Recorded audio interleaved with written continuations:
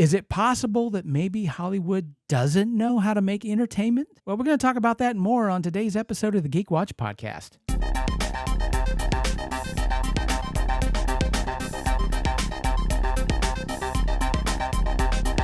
This is the Geek Watch podcast with Brian Hatcher and Mandy Petrie.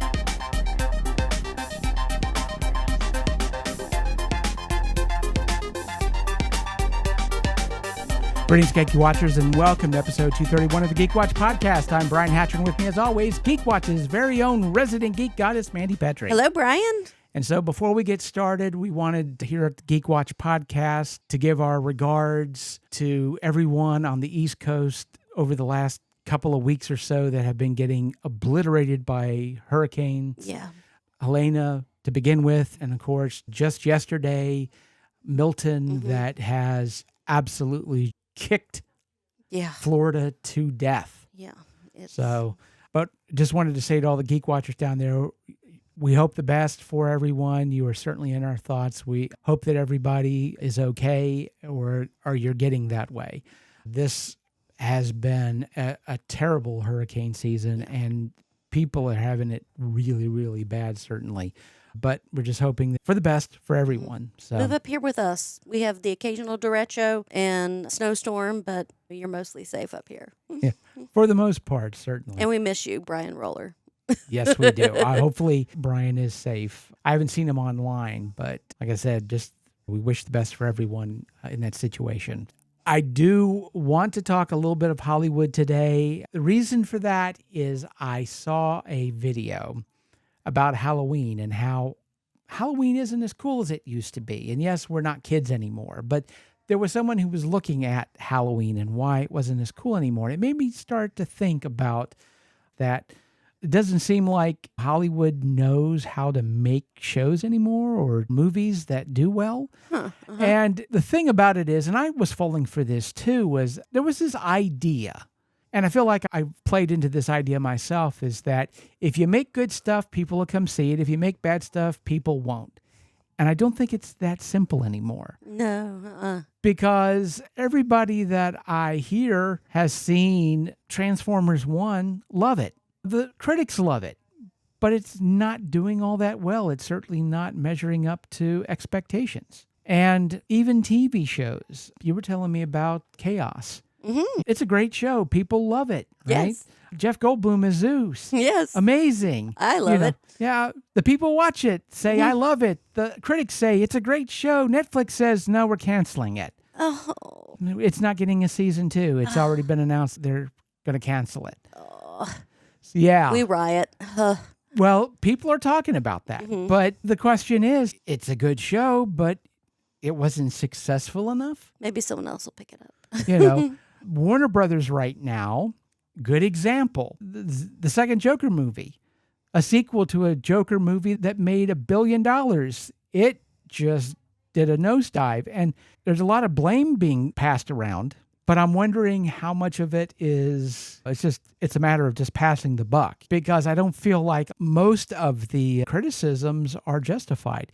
But at the same time, Warner Brothers did really well with Beetlejuice, but they wanted to dump it to streaming. They didn't even want to put it in theaters. Oh, that would have been a mistake. It would have been, it absolutely would have been a mistake. Well, it's easy to say that on this end of time. Yeah. But yeah, they would have cost them a bunch of money had they done that. Some things just need to be experienced on the big screen.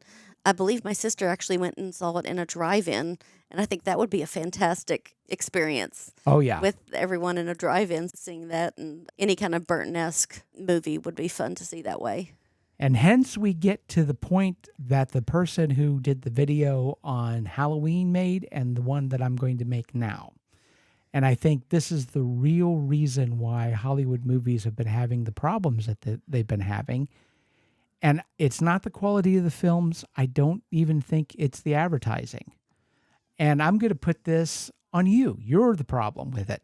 Okay. You are. And I am. Because, first of all, you talked me out of hate watching films. And so there were 2 movies that didn't get my money that would have normally did it. And that's your fault. I'm going to put that. Oh. But You should have gone. You should have gone to see what was it? Was Joker one of them? Was that? Yes. You should have I- gone and watch Joker. I'm yeah, sorry. You well, should there have. you go. I didn't do that. So they didn't get my money either. But I will say this, you don't go to a lot of movies, No. but you used to. Mhm. When did you used to? Just usually during when we had Tuesday night movie club was the biggest time I went to. Yeah. Yeah. Now, and Tuesday night movie club was getting together with friends, Yes. grabbing a bite to eat, socializing, and then going to see a movie. Right. It was like a whole social thing. Yes. Well, that's what movies used to be. Movies used to be a big social thing. A bunch of people would go and see a movie. You'd go out and maybe have dinner or lunch at a restaurant and socialize, and then you would all go Yes. together to see a movie. And And I mean, you you'd go also and you'd talk about it. there was that social aspect to it. And when you weren't doing that, you've gone to see movies with your sisters. Again, another social thing. Movies were a social event. You did that type of a thing together. You didn't just go to a movie by yourself. But now, if you do go to a movie, you do go to it by yourself. And that's the thing. Why would you go to an empty movie theater and sit and watch a movie when you could just wait till it comes out at home and you could watch it for what you were paying anyway for having the streaming service, and you can sit at home and you're not looking at a big movie ticket, and you're not looking at parking, and you're not looking at gas. If you're sitting alone and doing that, what's the difference? And the thing about it is, even if you're saying, well, hey, look, if you go to a movie theater, you get to watch it with other people. Maybe you don't know who they are. The thing is, I can count on one hand the number of times I've gone to see a movie since after COVID, since Yeah. 2020, where the theater was half full Yeah. or more. Well, heck, an old shop teacher could count on one hand how many times that's happened. Most of the time, there may be 3 or 4 other people. I would say at least a third of the time, I was the only person in the theater. So what's the difference? What's the difference of staying at home and watching a movie? Exactly.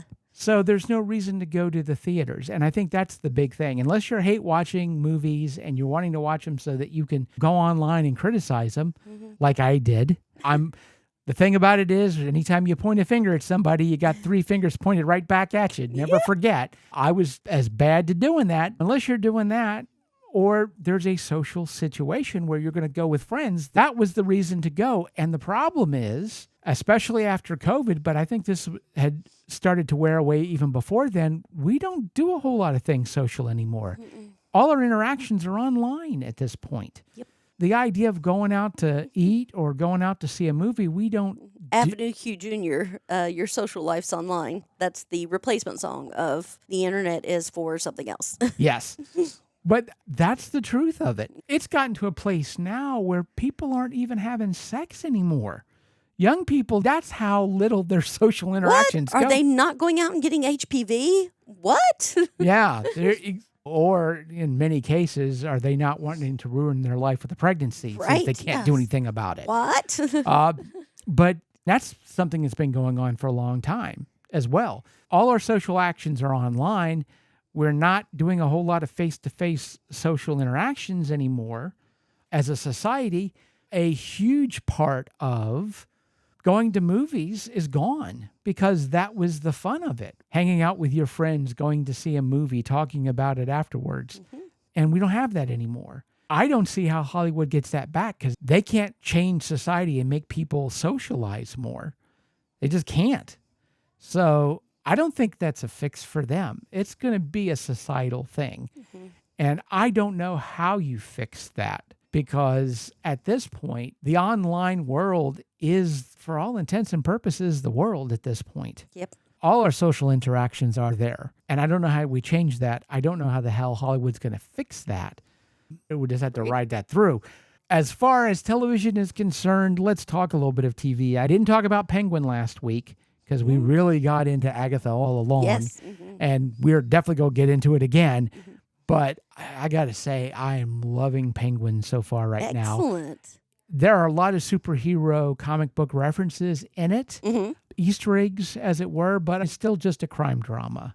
I love Oz Cobb's relationship with his young ward, and they're developing it more and more. They've certainly developed it more in this last episode that played on Sunday.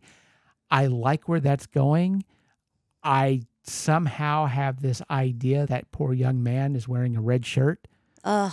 And maybe this is just the writer in me that's like, you've got this, well, he's not even an anti-hero. Oz Cobb he's the bad guy, and you're seeing his life. So seeing him develop this relationship with this young guy, I feel like it's just too good to not kill that kid. So I'm thinking that may just be the situation, Yeah. or there's going to be some horrible betrayal. Oz is going to take some lumps by the end of this, obviously, with that relationship with the kid.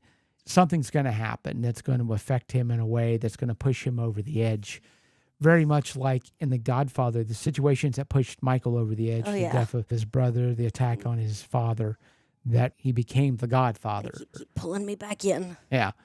I feel like that's the route that they're going to go, but man, the ride has been awesome so far. Excellent. But on the other end, let's talk about Agatha All Along and me not seeing a bunch of stuff that happened. If anyone wants to play the clip of me saying, well, they're obviously going to save Agatha's test for the last episode or last two, well, I don't know what the hell I'm talking about. We are going to talk spoilers, but I'm going to ask the question first. What did you think? Oh, of course. I loved it. It's really sad and upsetting, and I'm still holding out my hope for the magical helicopter about the people that we lost. Like, surely they're not going to let it all go. We're going to get back, Well- everyone we lost. That's what I'm hoping for. The magic helicopter comes in. Yeah, well, it's possible, although I wouldn't count on it, but please don't call her Shirley. Let me start out by saying Agatha All Along has broken a record for Disney Plus. Really? Yes. They have the best audience retention scores of any show that has ever aired on Disney Plus. Fantastic.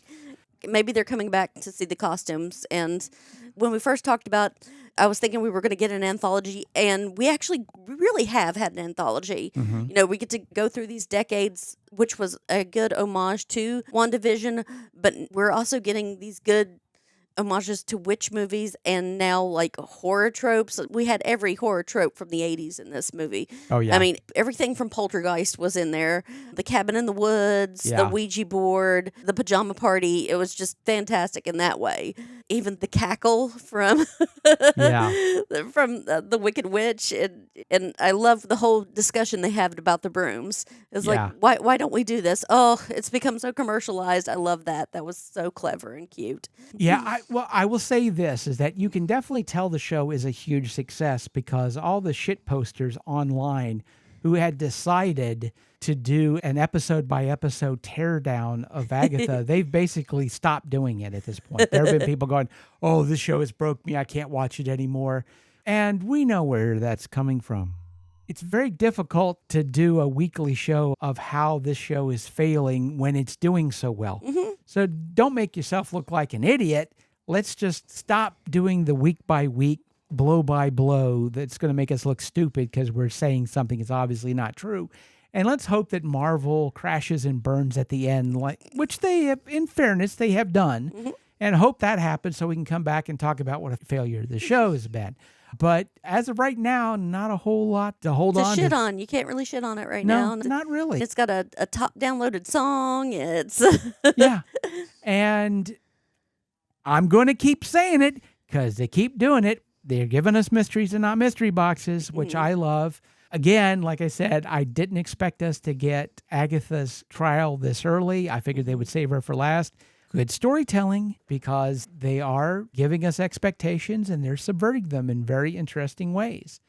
There is one bad thing about this episode. I'm not saying this is bad writing. It's a little bit mean that they did give you the idea that we were going to get a little bit of Mrs. Hart back and yanked it. Yes. There are people who are legitimately mad about this. Yeah. It's funny because some people were like, oh my God, we're going to get her A back. false hope. Yeah. Had the false hope. Some others were able to pick up that Agatha was goofing on this. Oh, yeah, she absolutely was. I mean, because, that's a part of that horror movie trope that always happens in the movie when they're messing with the Ouija board. Every single time in every movie where there's a Ouija board. So someone had to do it. Well, the thing about it was she called herself Mrs. Hart. It's like, oh, come on. Yeah. This is mean. And people were like, okay, I know this isn't Mrs. Hart. Don't play with my emotions. Don't be doing that. Again, there is a lot to chew on in this episode. The thing was, 30 minutes, one of the shorter episodes. Yeah. But it falls right in the middle where, in story structure, we're going to mess with you. It's certainly the dark turn. It's the midpoint where things get worse, and oh boy, do they. We wind up with Alice dead. Just when you started to like Agatha a little bit, this happens. And now we're wondering what the heck's going on with her. Well, of course, now we're really wondering because she didn't quite make it to the end. But we get the reveal that a lot of us were expecting, that teen is, in fact, Billy Maximoff. Yep. He's wearing his mom's headpiece. Yeah. Well, the thing about it was, if you notice in the cabin, he was wearing the blue headband. I didn't think about it. Nope. I just assumed it was a Karate Kid. He had the mullet. Yeah, and he everything. was wearing, in his Halloween costume in WandaVision, he was wearing the red shirt and the blue headband. And in the cabin, blue headband, red sweatshirt. Yeah. So they were hinting to it. But we did get a call out to Nicholas Scratch. Yes. And obviously, we don't have 4 dead witches at the end because something's going to happen that's going to bring them back somehow. At least 3 of them. I don't know about Alice. She did have the life sucked out of her. Yeah. Yeah. It's going to be strange to see if they do wind up bringing her back, but she did have the end of her arc. Yeah. That's what I hated. She just got her curse broke and we lost her. And man, it's just. Yeah. That was heartbreaking. But we got the reintroduction of the Salem 7 because they left the door open. Yes. And man, the animals. The fox had a human face. It was horrible. Truly disturbing. They did good with that. They did a good job. So, well, we knew they were going to have to get back in somehow, but now they're on the road, so that complicates matters. Now, here's the big question that I haven't seen a lot of people asking when it got to the end of the episode, but where the hell was Rio? Yeah. Yep. She didn't get tossed into the mud. She wasn't. It was like, I don't even think she left the cabin. Yeah, I didn't see her leave the cabin. Was she there trying to put something more on Agatha's mom? Because obviously she really hates Agatha's mom. Well, yeah, she definitely doesn't like Agatha's mom, and she apparently has an issue with ghosts. But here's something else. And this is going to sound like I'm sidetracking and this is changing the subject, but it's not. And I'll tell you why here in a minute. Okay. I've been staying off of the Funko Pop website. Oh. Although I really don't want to because we're getting an anniversary of the Universal Monsters. Aww. And they're doing the 5 main Universal Monsters, Dracula, Frankenstein, Bride of Frankenstein, Wolfman, the Wolfman, and the creature from the Black Lagoon as deco. And I want to get all 5 of them. I want to go ahead and order them.